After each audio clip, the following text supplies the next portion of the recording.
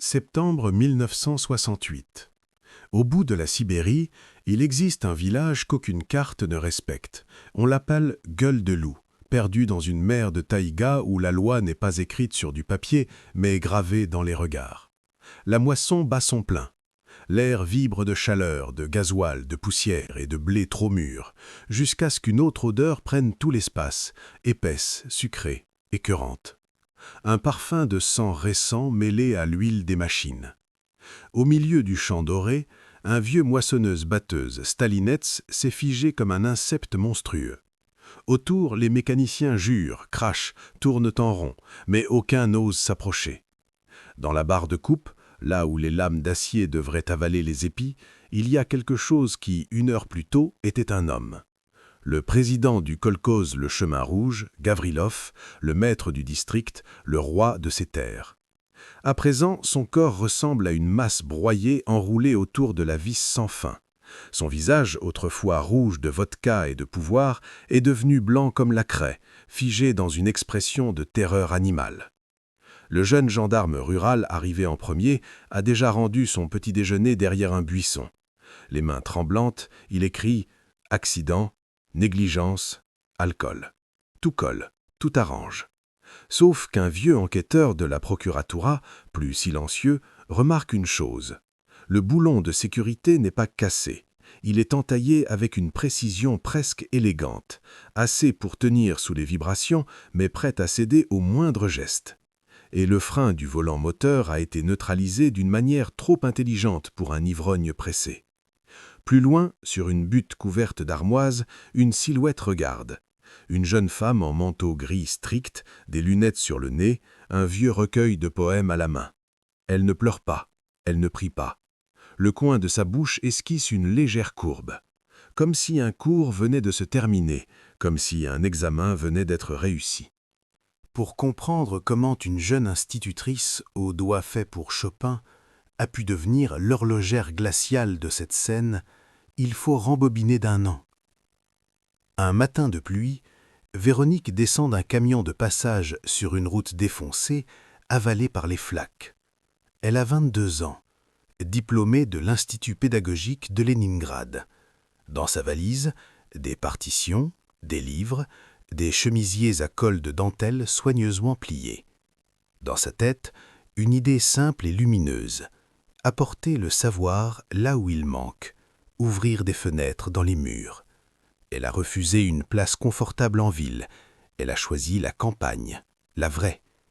Mais Gueule de loup ne ressemble pas à une carte postale, des isbas tordus comme des dents gâtées, des clôtures noircies par le temps, des chiens hargneux et une boue épaisse qui engloutit ses chaussures dès le premier pas, comme si le sol testait déjà sa volonté. L'école où elle doit enseigner n'est qu'un long baraquement en bois, chauffé au poêle, où l'hiver l'encre se fige dans les encriers. Les habitants la dévisagent sans chaleur.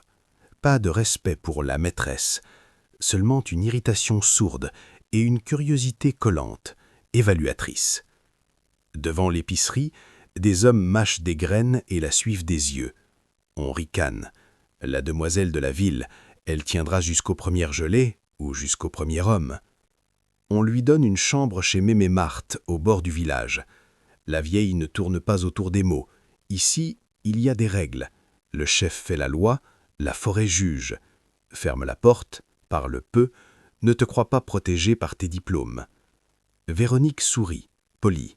Elle croit encore qu'on réchauffe le monde avec de la douceur. Elle commence les cours. Elle parle de musée, de musique, de ciel et de fusée. Les enfants, maigres, mal habillés, écoutent bouche ouverte. Dans leurs yeux, elle voit une étincelle, et cette étincelle lui donne du courage.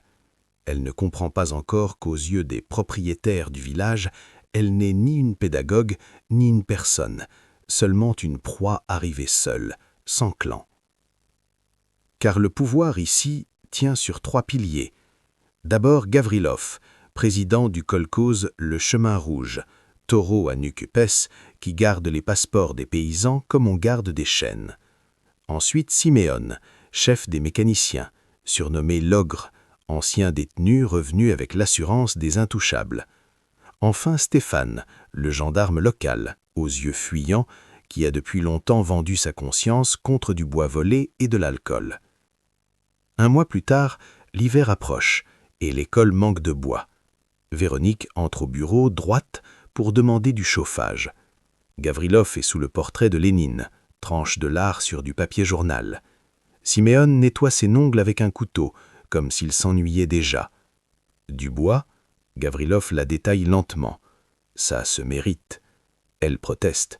Je suis envoyé par l'État. Siméon ricane. L'État est loin, nous, on est là. Et la phrase suivante tombe, lourde, comme une porte qu'on verrouille. Passe donc ce soir à la Bagna, on trouvera peut-être du bois, et on réparera le toit. Il rit, bruyant, certain d'eux-mêmes. Véronique sort, brûlante de honte et de colère. Elle écrit au district, mais ici, même les lettres ont des oreilles. La réponse du village arrive en novembre, lors de la fête des récoltes. Dans la salle du club, des tables ploient sous la nourriture et la vodka. On invite Véronique avec une insistance qui ressemble à un ordre. Le gendarme Stéphane lui sourit de travers. Refuser serait offenser le collectif. Elle met sa plus belle robe, espérant que la lumière officielle et la foule serviront de rempart. Mais à l'intérieur, l'air est saturé de fumée, de rires trop forts et de sueur. Au bout de la table trônent Gavrilov et ses hommes, déjà noyés dans l'alcool. Leurs regards glissent vers elle avec la lenteur de prédateurs sûrs de leur territoire. Véronique s'assied à l'écart, les mains crispées sur ses genoux. Plus la nuit avance, plus le cercle se resserre. Vers minuit, elle se lève pour partir. Siméon lui barre la route avec un sourire sans chaleur. Derrière lui, Gavrilov se redresse. La soirée ne fait que commencer. Stéphane va calmement verrouiller la porte principale. La musique s'éteint comme si quelqu'un avait soufflé une bougie. Les autres invités disparaissent par une issue secondaire, sans un mot. Ils savent. Ils ont appris à ne rien voir. Véronique reste seule face à 4 hommes que l'alcool a rendus plus lourds, plus lents, mais infiniment plus dangereux. Elle tente de parler de ses cours, de ses élèves, de demain. Sa voix tremble. Leur rire écrase ses mots. Ce qui suit ne ressemble pas à une scène, mais à l'effondrement silencieux d'un monde intérieur. Elle se débat, elle appelle, mais les murs épais étouffent tout. Dans une réserve poussiéreuse, au milieu d'anciennes bannières roulées, quelque chose en elle se brise net. Ce n'est pas seulement la peur, c'est la certitude glacée que sa vie d'avant vient de s'éteindre. Le temps se dilue, les heures passent comme une nuit sans horloge. Quand enfin la porte s'ouvre sur l'aube froide, Gavrilov murmure des menaces calmes, administratives, promettant d'effacer son nom si elle parle. Véronique sort sous la pluie, tenant sa robe déchirée contre elle. Elle marche pieds nus dans la boue, sans pleurer. Là où battait son espoir s'est creusé un vide noir, et dans ce vide commence à luire une braise minuscule, une haine méthodique, patiente. Elle ne part pas. Pendant 3 jours, elle reste couchée, fiévreuse, soignée par Mémé Marthe qui lui chuchote de fuir. Le 4e jour, Véronique se lève, enfile une robe noire boutonnée jusqu'au cou, attache ses cheveux en chignon serré et retourne à l'école. Les enfants se taisent en la voyant. Dans leurs yeux passe la peur, la pitié et une reconnaissance muette. Et en les regardant, surtout les fils de ceux qui l'ont détruite, une idée claire se forme en elle, froide comme l'acier. Elle ne frappera pas avec ses mains, mais avec l'esprit. Ce matin-là, Véronique entre en classe avec un calme nouveau, presque métallique. Au premier rang est assis Vassili, le fils de Siméon, les poignets marqués de bleu qu'il cache mal. Au fond, Piotr, le fils de Gavrilov, sursaute au moindre bruit. Des enfants dressés à la peur, façonnés par des maisons où la violence est une langue quotidienne. En les observant, Véronique comprend que sa force n'est ni dans ses poings, ni dans une plainte inutile. Elle est dans ces esprits jeunes, affamés de sens. Elle ouvre son cahier et annonce d'une voix égale « Le programme change. Les comptes attendront. Désormais, ils étudieront la physique, les leviers, la pression, l'énergie. Comment une petite force peut déplacer une masse immense ? Les garçons échangent des regards. Ce ne sont plus des leçons abstraites. Sous ces mots, ils entendent autre chose, la promesse qu'un ordre immuable peut être déplacé. L'école se transforme peu à peu. Véronique crée officiellement un club de jeunes techniciens. Sur le papier, il fabrique des maquettes et des nichoirs. En réalité, elle leur apprend à observer, calculer, anticiper. Elle montre comment une structure cède à un point précis, comment un système apparemment solide dépend d'un détail invisible. Ces démonstrations restent scolaires, enveloppées d'un langage neutre, mais les métaphores sont limpides pour ceux qui vivent sous la contrainte. Plus important encore, elle leur parle comme à des égaux. Elle soigne les égratignures, écoute les silences, pose des questions simples. Pourquoi un homme devrait-il vivre dans la peur? Qu'est-ce que la liberté? Peu à peu, les garçons se redressent. Autour d'elle se forme un cercle de confiance absolue. Elle devient pour eux une figure stable dans un monde instable. Avec douceur, presque sans qu'ils s'en rendent compte, Véronique introduit une idée persistante. Leur père incarne un passé brutal qui les enferme. Tant que cette ombre damine leur maison, ils resteront prisonniers.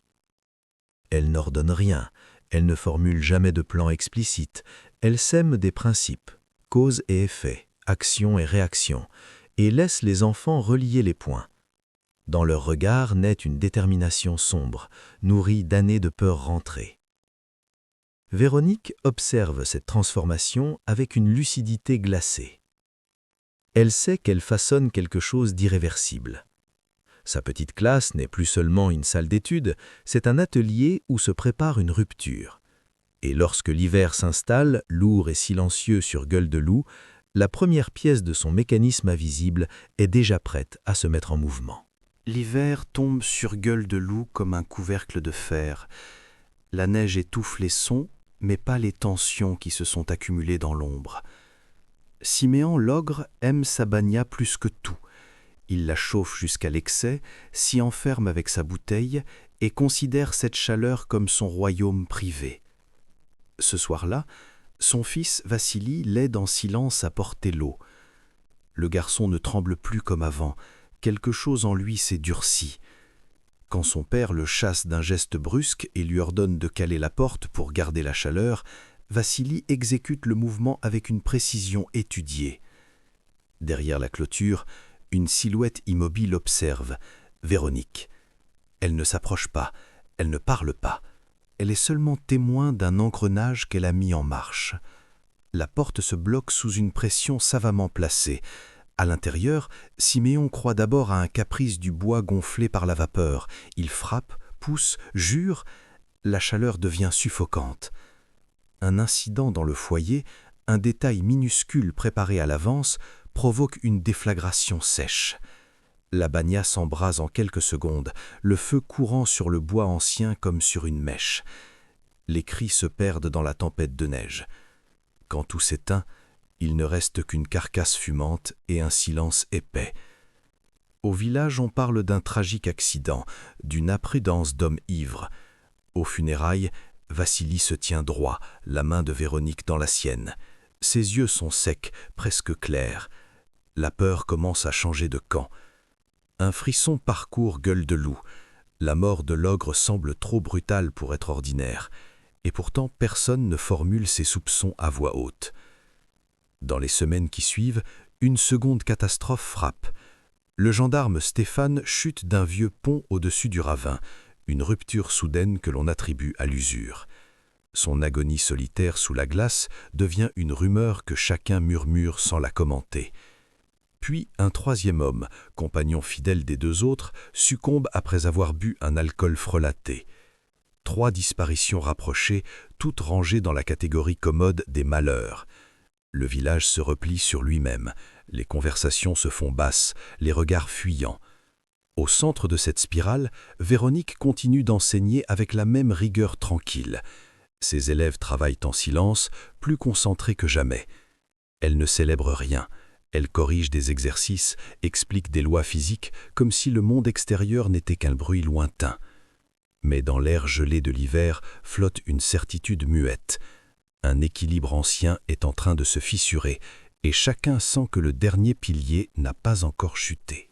Quand le printemps approche, Gavrilov reste le seul pilier encore debout, et cette solitude le ronge.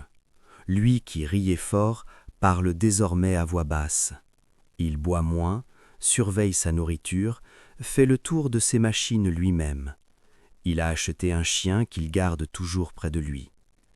La peur, qu'il avait semée pendant des années, revient comme une dette. Il soupçonne des ennemis venus du district, des jalousies anciennes, n'importe quoi, sauf la classe silencieuse où son propre fils apprend chaque jour à calculer. À l'école, Piotr travaille avec une précision presque obsessionnelle. Véronique ne lui donne aucun ordre direct. Elle pose seulement des problèmes techniques, des scénarios hypothétiques, des mécanismes à analyser. Le garçon comprend plus vite que les autres. Entre eux circule un langage fait de demi-phrases et de regards. L'été passe sous cette tension invisible, puis revient septembre, la saison des récoltes, refermant le cercle comme une porte. Gavrilov inspecte personnellement la moissonneuse au milieu du champ. Il ne fait confiance à personne. Piotr s'approche, l'air inquiet, et signale un bruit étrange dans le mécanisme. Rien d'alarmant en apparence, juste assez pour pousser un père impatient à vérifier lui-même. Gavrilov coupe le moteur, du moins le croit-il, et se glisse dans la gueule d'acier pour dégager l'obstacle. Piotr reste près de la cabine. Sur la colline, Véronique observe à distance, immobile comme une statue sombre. Elle lève lentement la main. Le geste est minuscule, mais pour le garçon, il résonne comme une équation résolue. Il sait exactement où agir, comment une tension résiduelle peut réveiller la machine. Ses doigts bougent avec la froideur d'un élève appliqué. Il appelle son père pour s'assurer de sa position. La réponse étouffée lui parvient de l'intérieur. Alors il active le levier. Le mécanisme tressaute et reprend vie dans un grondement brutal. Le cri qui suit est bref, presque immédiatement avalé par le vacarme métallique. La moissonneuse se bloque en secouant tout son châssis, comme si elle refusait d'aller plus loin. Quand le silence retombe, Piotr recule d'un pas. Dans sa poitrine, il ne trouve pas la panique qu'il attendait, mais une sensation neuve et vertigineuse, l'absence de peur. Autour de lui, les hommes accourent, hurlent, s'agitent, sans oser regarder de trop près. Sur la colline, Véronique abaisse sa main. Son visage ne trahit rien. Pour elle, ce n'est ni une victoire, ni une célébration, seulement la conclusion inévitable d'un calcul commencé des mois plus tôt. Le dernier pilier vient de céder, et avec lui, l'ordre ancien de Gueule de Loup. Après la mort de Gavrilov, le village entre dans un silence épais, presque religieux. Officiellement, tout est simple. Un accident tragique pendant la récolte. Le jeune gendarme rédige son rapport avec empressement, heureux de trouver une explication qui ne demande aucune enquête profonde. Le vieux procureur observe encore une fois la machine, les détails trop nets, les coïncidences trop bien alignées, puis il referme son carnet sans rien ajouter. À Gueule de Loup, chacun comprend qu'il vaut mieux accepter la version la plus commode. Les funérailles se succèdent comme une procession de saisons malades. Les habitants parlent à voix basse, évitent de se regarder trop longtemps. La peur a changé de forme. Elle n'est plus dirigée vers un homme précis, mais flotte dans l'air comme un brouillard. Et au centre de ce brouillard, l'école continue de fonctionner avec une régularité impeccable. Un mois plus tard, Véronique reçoit une convocation discrète du service d'éducation du district. Son dossier est exemplaire, résultats scolaires en hausse, discipline renforcée, passion nouvelle des élèves pour les sciences. On lui serre la main, on la félicite pour son dévouement dans une région difficile. Son départ est organisé sans cérémonie. Le matin où elle attend l'autocar, le village semble retenir son souffle. Elle regarde une dernière fois les maisons tordues, la route boueuse, la ligne sombre de la forêt. Derrière elle, des pas approchent. Vassili, Piotr et quelques autres garçons se tiennent en rang maladroit. Ils ne pleurent pas, ne parlent presque pas. Leurs regards sont graves, adultes avant l'heure. Ils la fixent avec une reconnaissance silencieuse, comme on regarde quelqu'un qui a ouvert une porte qu'on croyait condamnée. Véronique soutient leurs yeux un par un. Elle ne prononce aucun discours. Elle sait que les mots seraient inutiles et dangereux. Tout ce qui devait être transmis l'a déjà été. Quand l'autocar arrive dans un nuage de poussière, elle monte sans se retourner immédiatement. À travers la vitre, elle voit les garçons immobiles au bord de la route. Ils ne lui font pas signe. Ils gardent simplement le secret entre eux, un secret plus solide que n'importe quel serment. Le moteur démarre. Le village s'éloigne lentement, avalé par la taïga. Pour la première fois depuis un an, Véronique ferme les yeux et respire profondément. Elle ne ressent ni triomphe, ni remords clairs, seulement une fatigue immense et une paix froide, comme après une longue bataille menée en silence. Les années passent et Gueule de Loup reprend une apparence ordinaire. Les décès des 4 hommes sont classés parmi ces malheurs ruraux que personne ne questionne trop longtemps. Officiellement, il n'y a jamais eu de lien entre eux, seulement une suite d'accidents et d'imprudences. Pourtant, dans la mémoire du village, quelque chose demeure. Les enfants grandissent. Vassili, Piotr et les autres deviennent des hommes durs, lucides, étonnamment disciplinés. Ils travaillent bien, parlent peu et savent garder le silence comme une seconde nature. Personne ne peut prouver quoi que ce soit, mais tous sentent que leur génération porte une cicatrice invisible. L'école continue d'enseigner les sciences avec sérieux, comme si l'ombre de Véronique persistait dans chaque formule écrite à la craie. Quant à elle, elle se dissout dans l'immensité du pays. On raconte qu'elle s'est mariée, qu'elle a eu des enfants, qu'elle a poursuivi sa carrière avec la même efficacité irréprochable. Ses collègues la décrivent comme une enseignante brillante, exigeante, entièrement tournée vers la logique et la précision. Ceux qui l'ont connue autrefois disent qu'elle jouait du piano, mais dans sa nouvelle vie, la musique ne revient jamais.